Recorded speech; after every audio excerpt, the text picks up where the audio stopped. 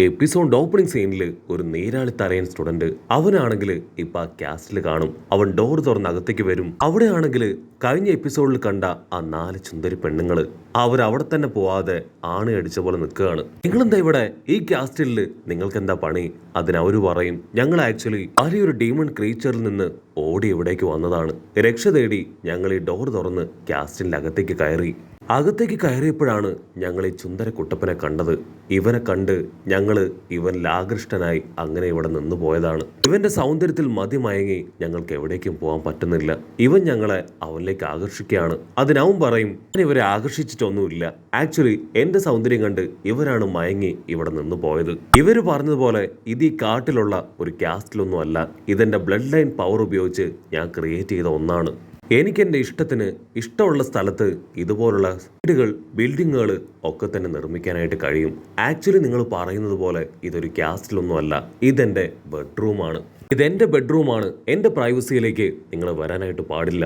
So നിങ്ങൾ എല്ലാവരും ഇപ്പൊ തന്നെ ഇവിടുന്ന് പോകണം. അതിനാ ഗേൾസ് അവരാദ്യം ഒന്ന് പരസ്പരം നോക്കും, അതിനുശേഷം ഒന്ന് പുറകിലേക്ക് നോക്കും. പ്ലീസ് ദയവ് ചെയ്ത് ഈ രാത്രി ഞങ്ങളെ ഇവിടുന്ന് പറഞ്ഞയക്കരുത്. കാട്ടിൽ മൊത്തം സ്റ്റുഡൻസുകൾ എല്ലാവരും നിലവിളിക്കുന്ന ശബ്ദമാണ്. ഒരുപാട് ബീസ്റ്റുകൾ ഇറങ്ങിയിട്ടുണ്ട്. ഞങ്ങളെയും ഒരു ബീസ്റ്റാണ് ഓടിച്ചിവിടെ എത്തിച്ചത്. ഇങ്ങനൊരവസ്ഥയിൽ ഞങ്ങൾ പുറത്തേക്ക് പോയ ആ ബീസ്റ്റ് അത് ഞങ്ങളെ ആഹാരമാക്കും.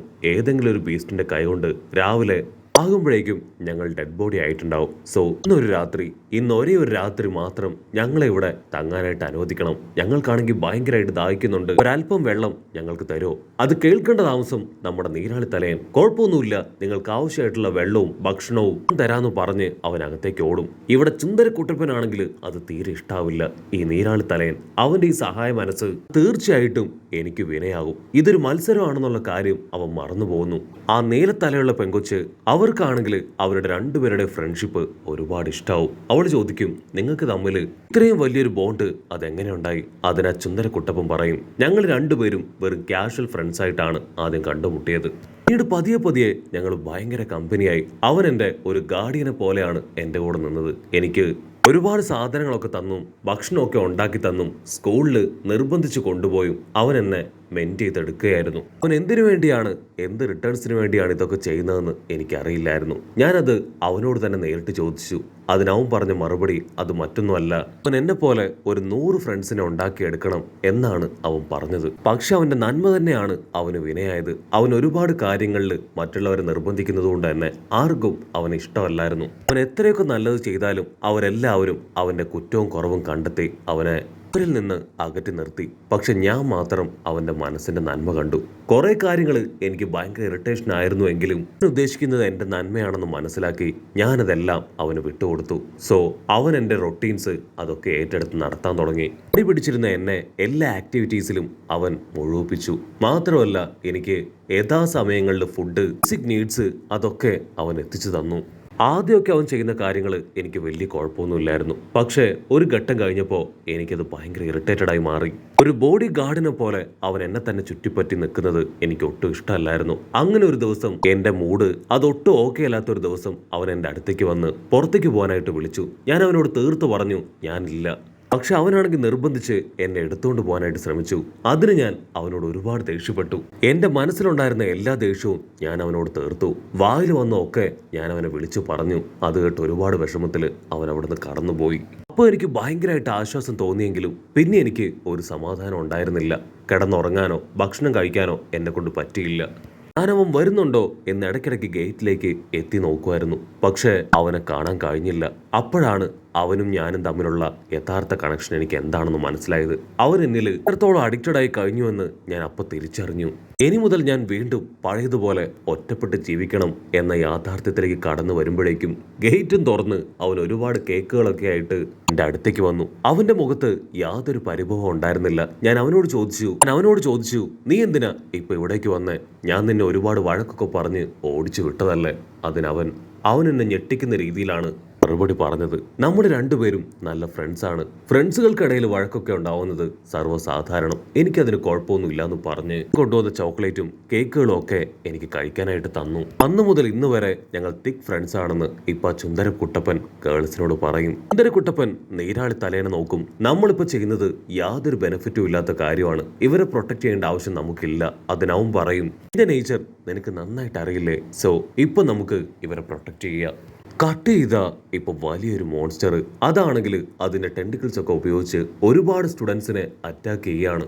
അപ്പൊ കറക്റ്റ് സമയത്ത് നമ്മുടെ സ്പൈഡർ തലയൻ അവൻ അവിടേക്ക് ചാടി വീണ് ആ ഡീമന്റെ ഓരോ ടെന്റിക്കിൾസ് ആയിട്ട് വെട്ടിയെറിയും. ഡീമൺ ടെന്റിക്കിൾസിൽ പിടിച്ചു വെച്ചവരും അബ്സോർബ് ചെയ്തവരെയും അങ്ങനെ എല്ലാവരെയും അവൻ ഇപ്പൊ മോചിപ്പിക്കുകയാണ്. സ്പൈഡർ തലയനാണെങ്കിൽ ആ ഡീമൻസിനെ മുഴുവനായിട്ടും തകർത്ത് ഇപ്പൊ വീണ്ടും ചുന്ദരക്കുട്ടപ്പന്റെ അടുത്തേക്ക് വരും. ചുന്ദരക്കുട്ടപ്പനാണെങ്കിൽ കാണുമ്പോൾ തന്നെ മനസ്സിലാവും അവൻ ആരെയൊക്കെയോ സഹായിച്ച് അവിടേക്ക് കൊണ്ടുവന്നിട്ടുണ്ടെന്ന്. സുന്ദരക്കുട്ടപ്പൻ ക്യാഷിലായിട്ട് പറയും, കുഴപ്പമില്ല, നീ രക്ഷിച്ചവരെ എല്ലാം ഈ ക്യാസ്റ്റിലേക്ക് വിളിച്ചോളൂ. അടുത്ത നിമിഷം അവൻ ഹാപ്പി ആയിട്ട് രക്ഷിച്ചവരെ എല്ലാവരെയും അകത്തേക്ക് വിളിക്കുകയാണ്. അപ്പോഴായിരിക്കും സുന്ദരക്കുട്ടപ്പൻ ഷോക്കാവുക. കാരണം സ്റ്റുഡൻസ് ഓൾമോസ്റ്റ് മുഴുവനും സ്പൈഡർ തലയൻ രക്ഷിച്ച് അവിടേക്ക് കൂട്ടിക്കൊണ്ടു വന്നിരിക്കുകയാണ്. You are unbelievable. നീ ഇത്രയും പേരെ ഇവിടേക്ക് കൂട്ടിക്കൊണ്ടു വന്നോ? നീ ഇത്രയും പേരെ കൊണ്ടുവരുമെന്ന് ഞാൻ സ്വപ്നത്തിൽ പോലും കരുതിയില്ല എന്ന് പറഞ്ഞ് അവൻ വണ്ടറടിച്ച് നിൽക്കുകയാണ്. അവിടുന്ന് അങ്ങനെ സീൻ കട്ട് ചെയ്ത് മറ്റൊരു ടെന്റ് കാണിക്കും. അവിടെയാണെങ്കിൽ 4 ട്യൂട്ടേഴ്സ് ഇരുന്ന് വെള്ളമൊക്കെ അടിച്ച് ഫുഡൊക്കെ കഴിച്ച് അങ്ങനെ എൻജോയ് ചെയ്യാണ്. അപ്പോഴായിരിക്കും നമ്മുടെ ചുന്ദര ടീച്ചറും ഗ്രാൻഡ് പേയും അവരും ഇപ്പൊ അവിടേക്ക് വരിക.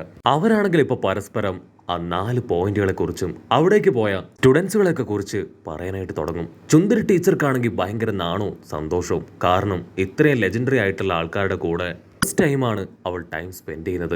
ഗ്രാൻഡ് പെക്കും അസിസ്റ്റന്റ് ചേച്ചിക്കും ഇപ്പൊ ഹീറോയെ കാണാൻ വല്ലാത്തൊരു ആഗ്രഹം തോന്നും. ഞാൻ അവനെ ഇതുവരെ പിരിഞ്ഞിരുന്നിട്ടില്ല, എനിക്ക് എത്രയും വേഗം അവനെ കാണണമെന്ന് പറഞ്ഞ് തൊപ്പിയൊക്കെ എടുത്ത് വെച്ച് റെഡി ആവുകയാണ്. അതേസമയം കുറുമയുടെ മാസ്റ്റർ ആളിപ്പോ സ്കോർ ബോർഡ് കാണിച്ചു കൊടുക്കും. ഞാൻ അവൾക്ക് നല്ല ട്രെയിനിങ് കൊടുത്തു, അതുകൊണ്ട് തന്നെ അവളിപ്പോ 14,200 പോയിന്റ്സ് കഴിഞ്ഞിരിക്കുകയാണ്. എനിക്ക് ഉറപ്പുണ്ട് ഈ ഒരു മത്സരത്തിൽ എന്റെ ശിഷ്യ കുറുമ അവള് തന്നെ ജയിക്കും. ഉടനെ ബോലം മാസ്റ്റർ ആളുടെ സ്റ്റുഡൻസ് കളക്ട് ചെയ്ത പോയിന്റ്സ് പറയും. അതിനുശേഷം നമ്മുടെ സെക്സി ടീച്ചർ അവര് പറയും, എന്റെ സ്റ്റുഡൻസ് അവരുടെ സെക്സി പവർ കൊണ്ട് ഒരുപാട് പോയിന്റ്സ് ഒക്കെ സ്കോർ ചെയ്ത് കഴിഞ്ഞു. ഇവർ ഇത്രയും സ്കോർ ചെയ്യുമെന്ന് ഞാൻ ഒരിക്കലും കരുതിയില്ല.